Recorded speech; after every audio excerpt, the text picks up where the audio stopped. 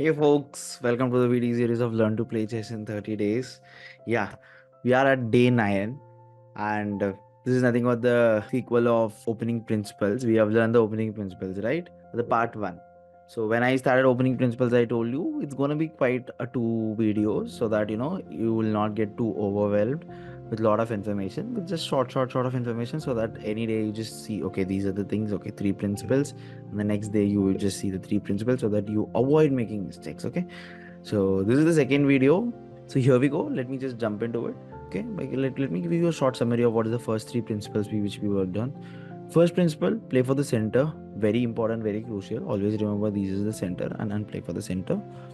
And second principle, develop your pieces. And how, since you opened your center and you're playing for the center, ensure your every piece development is towards the center, so that it is technically easy, and for you also it's technically, you can make certain moves in a certain good ways.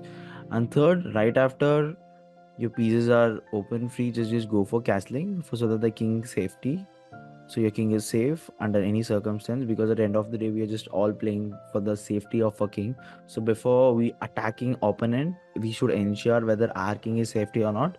By castling, it is slightly ensured that our king is always safe. Okay, so now let's mostly get into the next set of opening principles, which may apply for most of the folks.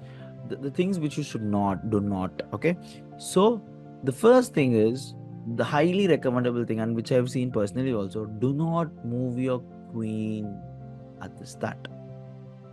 Okay, do not move your queen in the opening. So why? So the question is simple. I think by the time only you should have figured it out why coach is asking, ஏன் coach வந்து குயினை move பண்ணாதீங்கன்னு சொல்கிறாங்கன்னு உங்களுக்கு இந்த டைமில் புரிஞ்சிருக்கும். இல்லைன்னா நான் சொல்கிறேன் பாருங்கள். ஏன்னா நம்ம ஓப்பனிங்குங்கிறது நம்ம எதுக்கு விளாட்றோம்? மைனர் பீஸை டெவலப் பண்ண விளாட்றோமா? இப்போ நம்ம எதுக்கு விளாட்றோம்? மைனர் பீஸை டெவலப் பண்ண தான் விளாட்றோம். இப்போ E4 E5 இப்போ நம்ம வந்து தியரி படிச்சிருக்கோமா? தியரியில் சென்டரில் ஆடணும், சென்டருக்கு ஏற்ற மாதிரி நம்ம வந்து அந்த பீஸஸ் எல்லாமே டெவலப் பண்ணுமா?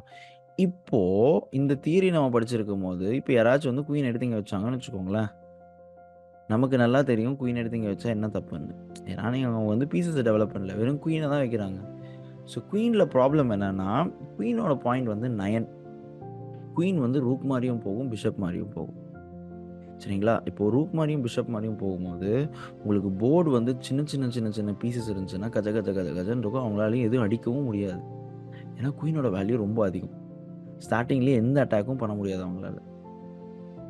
சரிங்களா? அப்போது இந்த குயின் இருக்கிறது வெரி வெரி டேஞ்சரஸ். ஏன்னா கொஞ்சம் தப்பு பண்ணால் கூட மிஸ் ஆயிரும். இப்போ பாருங்கள், இங்கேயா ஃபோர்க்கா இல்லை இந்த பீஸான்னு ஒரு சின்ன தப்பு பண்ணால் கூட குயின் வந்து நம்மளை வந்து அவங்கள பெரிய டேஞ்சருக்கு எடுத்துகிட்டு போய் விட்டுரும். அது வந்து ரொம்ப ரிஸ்கியான வே குயினை மூவ் பண்ணுறது ஸ்டார்டிங்கில். சரிங்களா? அப்போ என்ன பண்ணணும்? சிம்பிளாக குயின் மூவை ஸ்டார்டிங்கில் அவாய்ட் பண்ணிடணும். அட்லீஸ்ட் அந்த ஓப்பனிங் பிரின்சிபல் நான் சொன்ன 3 பிரின்சிபல், இம்பார்ட்டன்ட் பிரின்சிபல் சொன்னதுக்கப்புறம் நீங்கள் யோசிக்கலாமே தவிர்த்து, நான் சொல்கிற 3 பிரின்சிபலுக்கு முன்னாடி தயவு செஞ்சு முன்னாடி குயினை வச்சுக்காதீங்க. சரிங்களா? அப்போ என்ன பண்ணணும்? சென்டருக்கு விளையாடணும், பீசஸை டெவலப் பண்ணணும். சரிங்களா? பீசஸை டெவலப் பண்ண உடனே கேஸ்லிங் பண்ணணும். இப்போ நீங்கள் கேட்கலாம், சார் நீங்கள் இன்னும் இந்த பீஸே டெவலப் பண்ணிவிட்டு கேஸ்லிங் பண்ணலாம். கரெக்ட். ஸோ நம்ம என்னென்னா இட்ஸ் ஆர் சாய்ஸ். இப்போ ஏன்னா செஸ்ஸில் வந்து எக்ஸாக்டாக என்ன நடக்கும்னு நம்ம சொல்ல முடியாது. ஸோ நம்ம வந்து இதுதான் ஐடியா, பீசஸை டெவலப் பண்ணிவிட்டு கேஸ்லிங் பண்ணணும். இப்போ கேஸ்லிங் பண்ணிவிட்டு ஒரு பீஸ் நான் டெவலப் பண்ணுவேன்னா பண்ணலாம், இல்லை நான் பண்ணிவிட்டு இது பண்ணுறேன்னா பண்ணலாம். இப்படி தான் பண்ணணும், கேஸ்லிங் பீசஸ் எல்லாம் வச்சுட்டு தான் நீ கேஸ்லிங் பண்ணணும், கேஸ்லிங் பண்ணிட்டு தான் பீசஸ் டெவலப் பண்ணணுங்கிற அப்படி எந்த ஒரு ரூலும் இல்லை. சரிங்களா? அப்போ அடுத்த ரூல் என்ன? நம்ம வந்து to not bring R queen out அந்த ஓப்பனிங். ஏன்? அதுதான் நான் சொன்ன மாதிரி மைனர் பீசஸ் எல்லாம் இருக்கும்போது மைனர் லீக்ல மேஜர் பீசஸ் எடுத்துகிட்டு வர்றது ப்ராக்டிக்கலி இது இது இது எப்படி இருக்கும்னா, ரொம்ப ஒரு டிஎன்பிஎலுக்கு ஒரு தோனி, அப்புறம் வந்து ரோஹித் சர்மா, ஒரு ஹர்திக் பாண்டியா, இவங்களெல்லாம் எடுத்துகிட்டு வர மாதிரி இருக்கும். ஏன்னா அவங்க வந்து ஒரு மேஜர் லீக் பிளேயர்ஸ். சரிங்களா? அப்போது ஒரு மைனர் லீக்குக்கு அவ்வளோ பெரிய பிளேயர்ஸ் தேவையில்லை. சரிங்களா? வந்தால் என்ன ஆகும்? என்ன வேணால் நடக்கலாம் இல்லையா? இப்போ நீங்கள் யோசிக்கலாம், இல்லை சார் அவங்க வந்தால் வந்து 6 எல்லாம் அடிச்சுக்கிட்டு இருப்பாங்க, இந்த மாதிரி அடிக்கலாம்.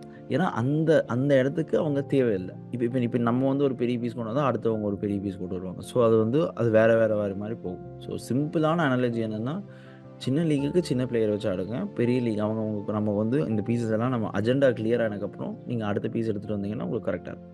சரிங்களா? ஓகே, அடுத்த ரூல் என்ன? ஒரே பீஸை திருப்பி திருப்பி மூவ் பண்ணாதீங்க. ஏன்னா ஓப்பனிங் மூவ்ங்கிறது வந்து ஒரு பிளான் மாதிரி, ஒரு ஸ்ட்ராட்டஜி மாதிரி. அதை நம்ம வந்து வேஸ்ட் பண்ணக்கூடாது. இப்போ நான் நிறைய பேரை பார்த்துருக்கேன். அவங்க இது மூவ் பண்ணுவாங்க, மூவ் பண்ணிவிட்டு நைட்டிங் வைப்பாங்க, நைட்டிங் வச்சாங்க திருப்பி நைட்டிங் வைப்பாங்க, சரி திருப்பி நைட்டிங் வைப்பாங்க. நான் கேட்டேன், ஏன்ப்பா அதை வைக்கிறேன்னா, இல்லை சார் சும்மா வைக்கிறேன், என்ன ஆகும், ஒன்றுமே ஆகாதுல்ல சார். எதுவுமே ஆகாது. ஆனால் அவங்க என்ன பண்ணுவாங்கன்னா, நீங்கள் ஸ்லோவாக வைக்க வைக்க வைக்க அவங்க வந்து அவங்க பீசஸ் எல்லாம் டெவலப் பண்ணிடுவாங்க.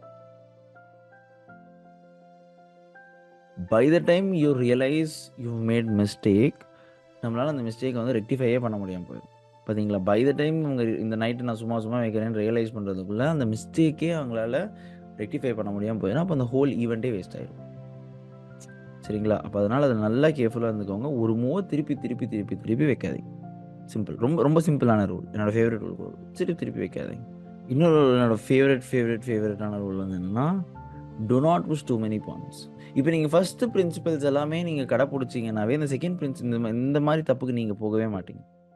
இப்போ நான் ஃபஸ்ட்டு சொன்ன பிரின்சிபல்ஸ் எல்லாம் play for the centre, develop you piece, castling, இதெல்லாம் நீங்கள் பண்ணீங்கன்னாவே டெக்னிக்கலாக நீங்கள் அடுத்த செட் ஆஃப் இதுக்கு நீங்கள் போக மாட்டீங்க.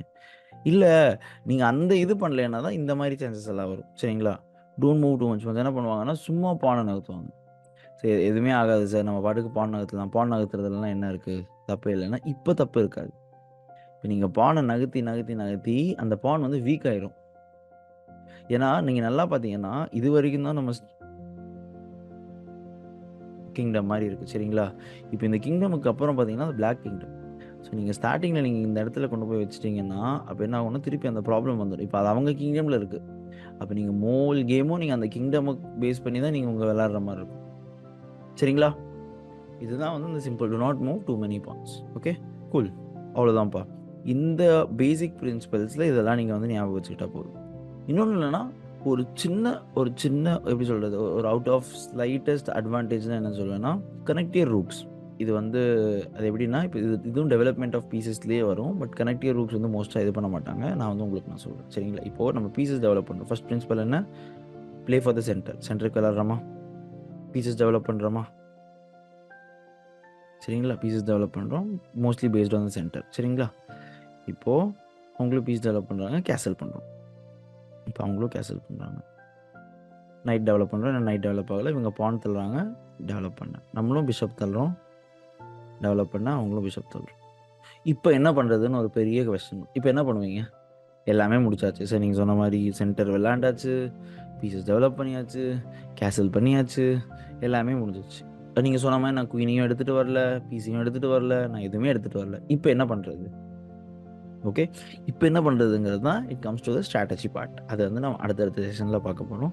பட் ஆனால் டெக்னிக்கலாக என்ன பண்ணுவாங்கன்னா, இதுக்கப்புறம் ரூக்ஸை வந்து சென்டருக்கு எடுத்துகிட்டு வரணும், ரூக்ஸை கனெக்ட் பண்ணணும்.